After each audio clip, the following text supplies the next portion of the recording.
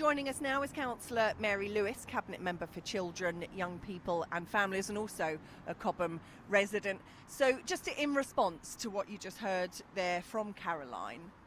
Yes, good morning. Welcome to Cobham, and it's great to hear Caroline on the radio. I'm a great supporter of Oasis, and as the local county councillor, I've been really pleased to support Oasis in many ways.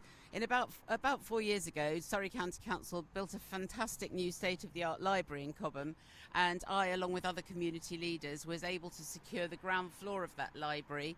I won't go into the details of the arrangements, but basically we have a not-for-profit company that leases it from the county council for more or less nothing for 99 years, and therefore we're able to give Caroline and Oasis free accommodation, which they have for their organisation. So that's a huge bonus, because when they have to raise every penny, the fact that we're able to give free accommodation is really helping them. And they do a great job. It's very difficult. People think that because an area is affluent there aren't any problems, but there are pockets of deprivation everywhere in Surrey, as we all know, and as the Deputy Chairman of the Chatterbus, I've been pleased to do that as well to help with it. But Caroline's work is really, really important for children in Cobham, and I'll continue to do everything I can to support her. For the charity sector more generally, there is good news coming from the County Council, because we're going to recommission all our work for children in a much more efficient way, so that charities will know what their funding is for 3 years. And Oasis and others are going to be bidding for work for 3 years in our new early help system, so that they can plan for the future, because getting a grant on a year-on-year basis. So is that what happens at the moment? They get it year on year, but this would then secure them the money for 3 years? Exactly. Is that what you're saying? And it's a transparent bidding process where everyone has a go at bidding for it, rather than nobody really knowing who's getting what and why.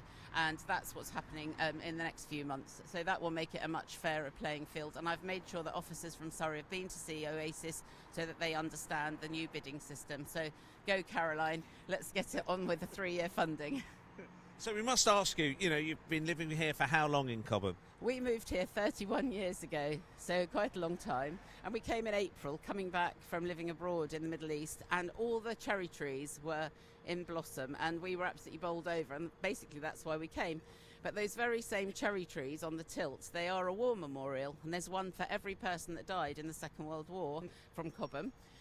Serving in the Second World War, and this year, due to fantastic joint working between Elmbridge Council and the Heritage Trust, the Residents Associations, the British Legion, all the other things that make up the community of Cobham, the trees have all been replaced, and we had a dedication about a year ago. So by the time we get to the centenary of the Second World War, they're going to be flowering like crazy in memory of those people. So I think it shows that community spirit in Cobham is still here and flowering. Well, we've got that impression from loads of people we've spoken to.